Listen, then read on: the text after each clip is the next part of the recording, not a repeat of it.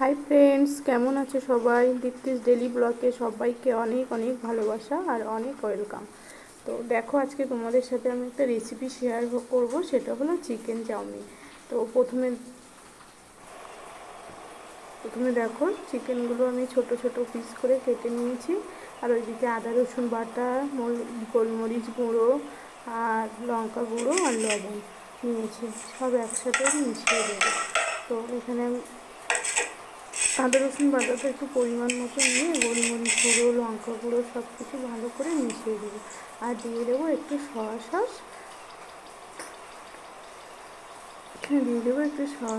আর একটু ভিনিগার। তো সব কিছু পরিমাণ মতো দিয়ে আমি এটা ভালো করে মিশিয়ে নেব। তো একটু পরিমাণ মতো দিয়ে আমি এটা ভালো করে মিশিয়ে নেব। তো দেখো, আমি হাত দিয়ে সুন্দরভাবে মাখিয়ে নিচ্ছি। তো চামচ দিয়ে মাখলে আমার যেটা হয় জানো তো, আমার খুব একটা ভালো লাগে না, মনে হয় কি না ঠিকঠাকভাবে কাজটা করা হয়নি। সেই জন্য আমি সব কিছুই হাত দিয়ে বেশি মাখাতে পছন্দ করি।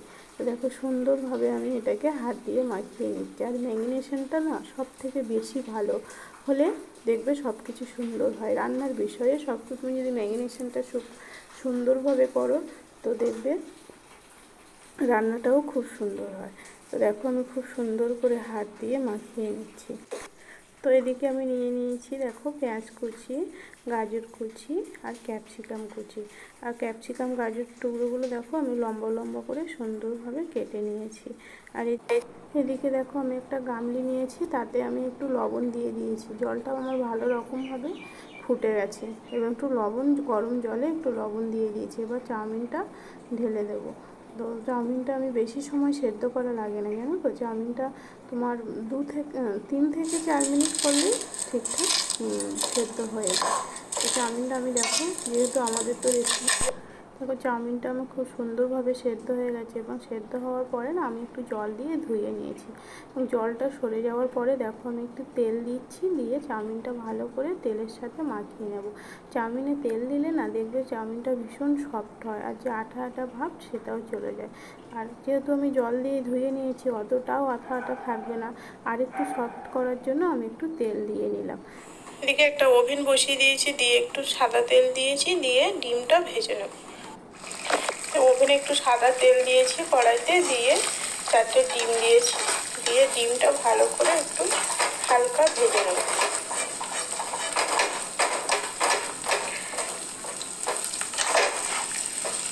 একটু একটু লবণ ছিটিয়ে দেবো ডিমের মধ্যে।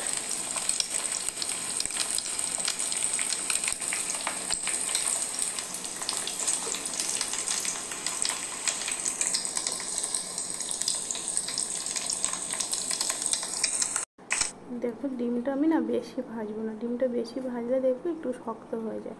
জাস্ট একটু সাদা সাদা ভাব থাকবে, তখন আমি ডিমটা নামিয়ে নেব। বেশি ভাজলে ডিম শক্ত হয়ে যায়, সেই জন্য ডিমটা নামিয়ে নিয়েছি। নিয়ে আরেকটা ওভেন বসিয়ে দিয়েছি, দিয়ে এবার চিকেনটা ভেজে নেব সুন্দরভাবে, যেহেতু চিকেনটাই আমার ম্যারিনেশন করা ছিল। আর দেখবে ম্যারিনেশনটা সবসময় চেষ্টা করবে একটু বেশি রাখার। আমি এখানে আধা ঘন্টা রেখেছিলাম। আর দেখো, চিকেনটা আমি বসিয়ে দিয়েছি। আর চিকেনটা না আমি যেহেতু ছোট ছোট করে কেটেছিলাম, সেদ্ধ হতেও টাইম নেবে না, তো বেশি সময় লাগবে না। চিকেনের যে জলটা বার হবে সেটাতেই চিকেনটা আমার সেদ্ধ হয়ে যাবে। চিকেনটা আমি বেশি ঢাকাও দেবো না। দেখবে চিকেনে এমনি আমরা জানি জল বার হয়, তো যে জলটা বার হবে সেটা দিয়ে আমার চিকেনটা ভাজা ভাজা হয়ে যাবে।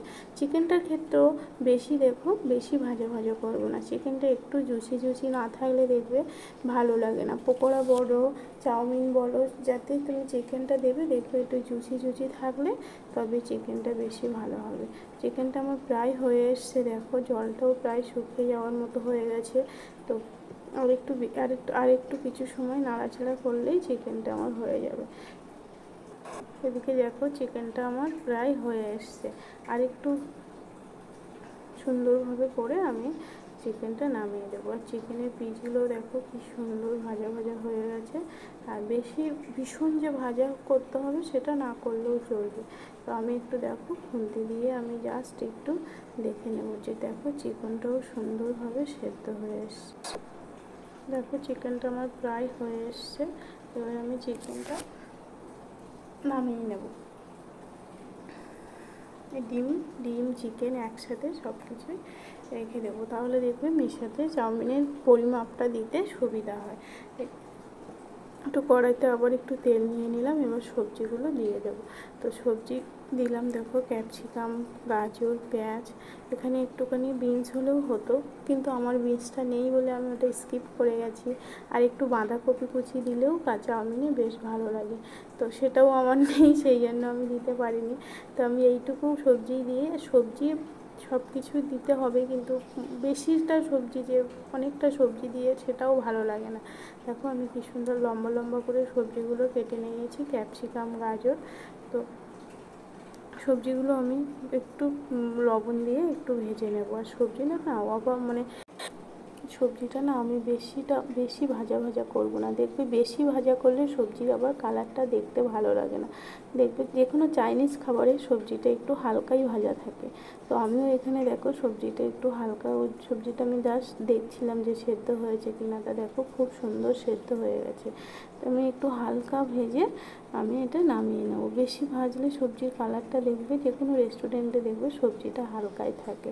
তো এখানে দেখো আমি চাউমিনটাও বসে দিয়েছি, এখানে চিকেন দিয়ে দিয়েছি, ডিম দিয়ে দিয়েছি, সবজিটাও দিয়ে দিয়েছি, আর একটু সসা দিয়ে দিচ্ছি, যেহেতু চাইনিজ খাবারে দেখবে সস একটু। আর চাউমিনে যে কোনো চাইনিজ খাবারে আজিনামোটোরও দিলে ভালো হয়। তো আমার কাছে আছে, কিন্তু আমি যেহেতু আমার বাচ্চা খাবে, তো সেই জন্য আমি স্কিপ করে গেছি আজিনামোটোরটাও।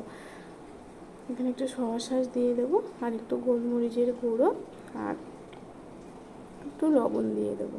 গোলমরিচ গুঁড়োটাও দিতে হবে, তো দিলে দেখবে ভালো লাগে। আর লঙ্কাটাও আমি দিইনি, তোমরা দেখেছো আমি লঙ্কা কুচি দিইনি। লঙ্কা কুচিটা এই জন্য দিইনি, যেহেতু আমার বাচ্চা খাবে, তো সেই জন্য আমি লঙ্কা কুচিটা দিইনি। তো তোমরা চাইলে লঙ্কা কুচিটাও দিতে পারো।